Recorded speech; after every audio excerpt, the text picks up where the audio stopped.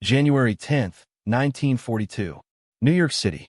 The streets of the Lower East Side hummed with the noise of wartime. Sirens screamed above the chatter of hawkers, the clatter of shoes on rain-soaked pavements, and the groan of old buildings stretching like weary soldiers into the evening fog. The city had been at war for over a year now, but the people had begun to fall into a rhythm, one of exhaustion, fear, and a strange, enduring hope that no one spoke about. It was a city on the brink, haunted by the constant threat of aerial bombings and the distant horror of a world torn apart. And amidst this backdrop, a boy named David Hernandez sat in a dark corner of an old, abandoned factory, scrawling numbers onto a crumpled sheet of paper. David was an orphan. His parents, both immigrants from Puerto Rico, had perished in a factory explosion when he was just 6 years old. Now, at the age of 16, he had learned to survive on the streets, doing whatever it took to keep himself fed and sheltered. But there was something else in David, a strange, almost unnatural ability to see patterns where others saw only chaos. He wasn't formally educated, couldn't read or write the way other boys his age could, but numbers made sense to him in a way words never could. He could look at a sequence of digits and instinctively know what came next, like the numbers were speaking to him in a language that no one else understood. At first, it had started as a curiosity, little games with himself to pass the time while he worked as a messenger boy for various businesses in the city. He'd listen to the conversations of the adults around him and write down the numbers they casually tossed around, then, later, try to figure out what they meant. It wasn't long before he began to realize there was more to those numbers than simple arithmetic. There were patterns in everything. The way things repeated, the way certain numbers always seemed to be paired together, the way one number could hide another, like a secret waiting to be uncovered. But David's talent went unnoticed, like so many gifts hidden in plain sight. For the people in his world, business owners, policemen, even teachers, David was just another poor kid from the wrong side of town. They paid him no mind. He was invisible, a shadow in a city full of them. No one could have known that beneath that quiet exterior, he was developing a skill that, in the right hands, could change the course of the war. As the months dragged on, the war effort became more tangible for David. He'd see the posters of soldiers, the flags hanging from buildings, the air raid drills. The city seemed to have come alive with it all, the constant buzz of urgency. But it wasn't just the civilian population that felt the weight of this new world. It was the very fabric of society itself. Government offices, military personnel, and intelligence agencies, all operating behind closed doors, were desperately trying to crack the codes of their enemies. The German military, in particular, had perfected a cipher, a system of encryption so complex that it seemed impossible to break. This machine, called the Enigma, was thought to be uncrackable, its secrets hidden within an endless string of meaningless numbers and letters. David, sitting alone in his factory corner, didn't know about the Enigma machine. Not yet. But the war was something he couldn't escape. And it was in this strange confluence of events that the path towards something bigger began to form. One rainy afternoon, David was running an errand for a local grocer when he overheard a group of men talking outside a dimly lit tavern.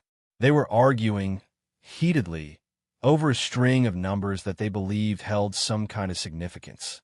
It was a small conversation, but to David, it was like a bell had rung in his mind. He was already used to the rhythm of numbers, the way they danced and interlocked in a delicate pattern, and the way they could hold an answer, if only you knew how to find it. These men, though, seemed desperate. They had a puzzle in front of them, one that they couldn't solve, and as David stood there, hidden by the shadows of a fire escape, he knew that he could. He watched them for a moment longer, his heart racing with a mixture of curiosity and fear. This wasn't just some street hustle or a lost bet. They were talking about something important, something bigger than anything he had ever encountered. The tension in the air was thick, almost tangible. These were men of authority, dressed in suits and hats, their faces hard with the weight of responsibility. Yet, they were talking about something that sounded like nonsense to anyone else. To David, it was a riddle he could solve.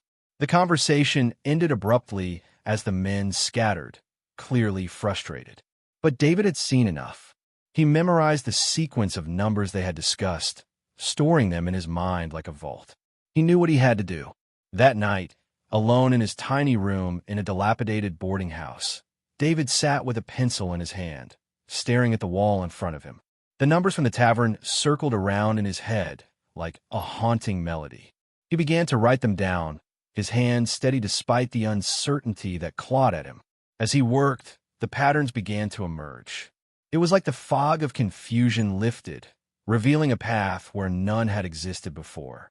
David didn't know it, but he had just cracked the first piece of a puzzle that would lead him straight into the heart of the most secretive and vital battle of World War II. His mind, honed by years of surviving in a city that had no use for him, was beginning to do what the best minds in intelligence had failed to accomplish. In a way, he had already beaten them. He had seen the world in a way that no one else had. But he wasn't done yet. He knew that the numbers, the code, would only lead to more questions. And questions, for someone like him, were dangerous. They led to a world that was far beyond the borders of his lonely factory room. What David didn't realize, standing there amidst his scribbled notes and half-formed thoughts, was that he was no longer just a boy. He was a part of something much larger, something that would change the world forever.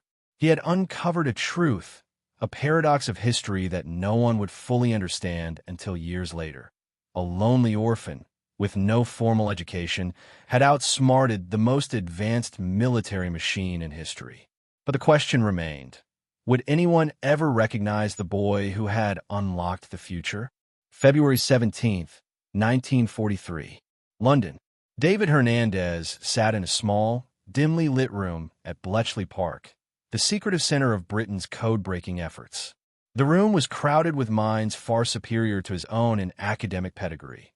Men and women who had spent their lives studying mathematics, linguistics, and cryptography. They were working tirelessly to crack the seemingly unbreakable German Enigma cipher, a machine that encoded messages with a complexity far beyond anything the Allies had encountered. Yet, despite their genius, the code remained as elusive as ever.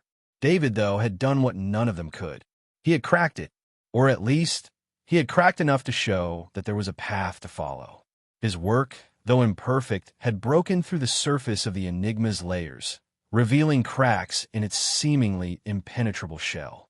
But the moment David entered Bletchley Park, he realized that his success would not be celebrated as the triumph it deserved to be. When he was first brought to the facility, his heart had raced with excitement.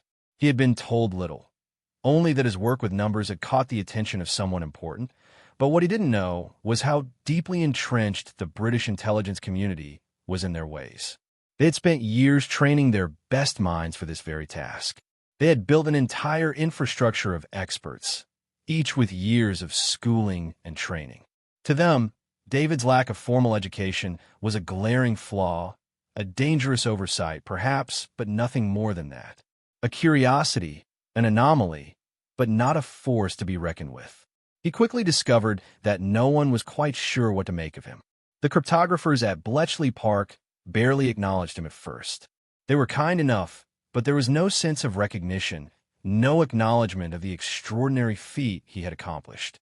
Instead, they spoke over him, addressing him only when necessary, as if he were just another cog in a well-oiled machine.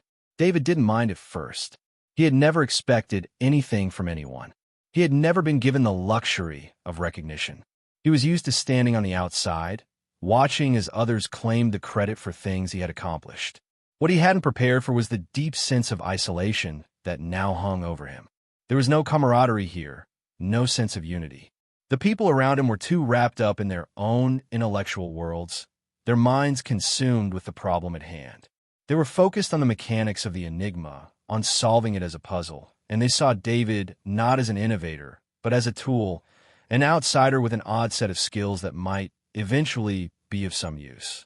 It wasn't long before David realized that his mind, which had cracked the code, was not the type of mind that would be understood here. He wasn't an academic. He was a street-smart, self-taught boy with no formal qualifications.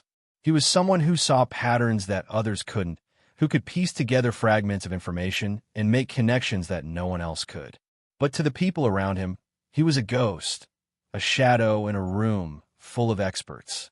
One afternoon, as David sat in front of a cryptic message that seemed to taunt him with its complexity, a man named Alan Turing entered the room.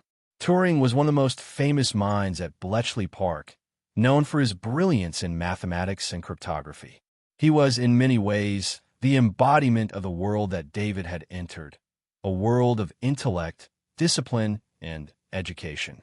Turing was calm, almost unnervingly so, and David watched as he approached the puzzle that had confounded the others. Turing didn't speak to David directly, but he noticed the boy's progress, the way he had begun to work through the same messages that had stumped even the most seasoned cryptographers. There was something there, something in David's unorthodox approach that had caught Turing's attention. Not bad for a boy with no formal education, Turing muttered under his breath, though David could barely hear him over the constant hum of the machines and the rustling of papers. It wasn't an insult, not exactly, but it was a reminder of David's place in the world, a reminder that, in spite of everything he had accomplished, he was still an outsider here. But Turing, as strange and distant as he seemed, was one of the few who began to understand. Slowly, over the course of several weeks, Turing began to pull David into the work, giving him more complex puzzles to solve, more messages to decode. They worked together in silence, their minds locked in a shared purpose, though neither of them ever truly acknowledged the magnitude of what they were achieving. For David, working with Turing was both an education and a lesson in frustration. He had never been taught to think like this, methodically, deliberately, as a scholar would. His approach was more intuitive, more instinctual. But Turing pushed him, forcing him to see the Enigma machine not just as a puzzle to be solved, but as a system, an intricate web of possibilities that needed to be understood before it could be unraveled.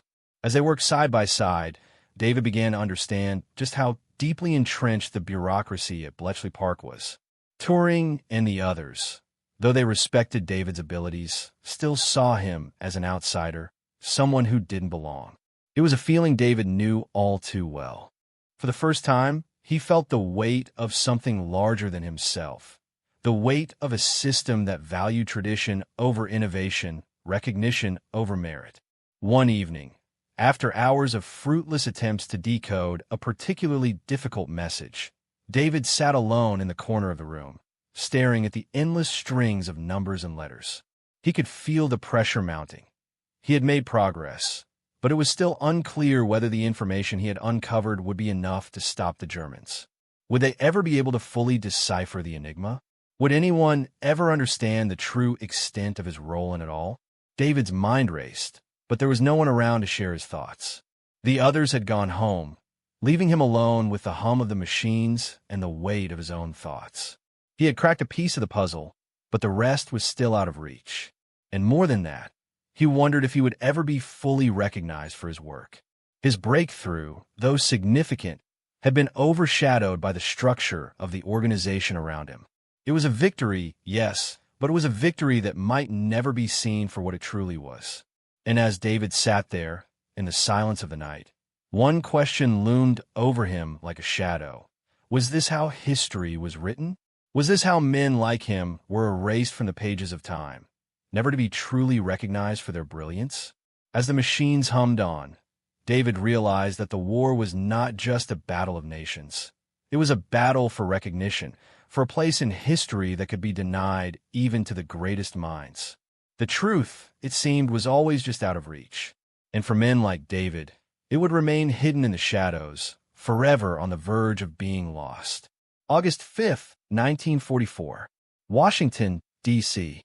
The war was nearing its end, but the battle for recognition was far from over. In Washington, the echoes of victory were already beginning to sound.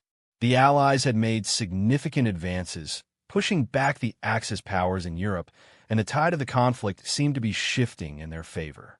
Yet for David Hernandez, a quiet, unnoticed figure in the labyrinth of wartime bureaucracy, victory felt like a distant echo, fading away before it could reach his ears.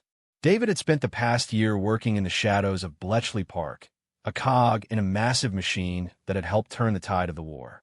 His brilliance with code breaking had enabled the Allies to intercept and decode German communications, thwarting countless attacks and saving countless lives. He had cracked open the Enigma machine, the seemingly invincible fortress of codes that had once seemed insurmountable. But as the war raged on and the Allies drew closer to victory, David found himself increasingly invisible, overshadowed by the men who ran the war from behind desks and in high command rooms. Despite his critical role, despite the countless hours he had spent laboring over numbers and letters, he was still the orphan, still the outsider, and his accomplishments seemed to matter little in the grand scheme of things. Recognition, he learned, was a luxury that was reserved for the visible, the ones with the right connections, the right backgrounds, the right names. People like him, people who had come from nothing, were destined to be forgotten, their contributions buried beneath layers of bureaucracy and red tape. David had always known that his story was one of invisibility. He had always known that history did not care about the orphan boy from New York City who had memorized codes in a factory corner. But as the war drew to a close and the victories mounted, the crushing weight of this realization became more pronounced. In Washington, the war machine was celebrating its triumphs. The newspapers hailed the brilliant minds at Bletchley Park, the genius of Alan Turing, the tireless efforts of the cryptographers who had cracked the Enigma. They spoke of the great men who had turned the tide of the war with their intellect and their dedication. But David's name was never mentioned. It was as if he had never existed. He sat in his small, drab apartment in D.C., the pages of military reports scattered around him, his eyes scanning the words, but his mind distant. He had long ago accepted that his contributions would remain hidden, that his work would never be celebrated. But even in his resignation, there was a part of him that still burned with frustration. He had done something extraordinary, something that had made a difference, and yet here he was relegated to the fringes of history, a ghost in the archives of war. One day, as he walked through the halls of a government building, he overheard a conversation between two officers. They were discussing the success of Bletchley Park, how it had led to the interception of countless enemy communications, how it had saved thousands of lives. The officers spoke with reverence, their voices filled with awe as they praised the brilliant minds behind the code-breaking efforts. But they never mentioned David, never even hinted at his involvement. It was as if he had never existed. David stopped in his tracks, the words hitting him like a physical blow. He had always known that recognition would be fleeting, but this erasure, this complete disregard for his role, was something he hadn't prepared for. It was as if the very fabric of his contribution had been stolen from him. The officers continued on, oblivious to the weight of their words, but David stood frozen in the hallway, the silence around him louder than any words could be. That evening, he found himself walking along the Potomac River, the cool breeze of the evening cutting through the heavy air. The city was alive with the sound of distant chatter, the hum of traffic, the subtle rhythm of life moving on, indifferent to the struggles of a single man. He looked out over the water, watching as the light from the nearby buildings reflected off the surface in fractured, shimmering patterns. The reflection of the world seemed distorted, broken, much like how David felt in this moment. He had given everything for the war effort, everything for a victory that had saved millions, and yet here he was, a forgotten face in the crowd.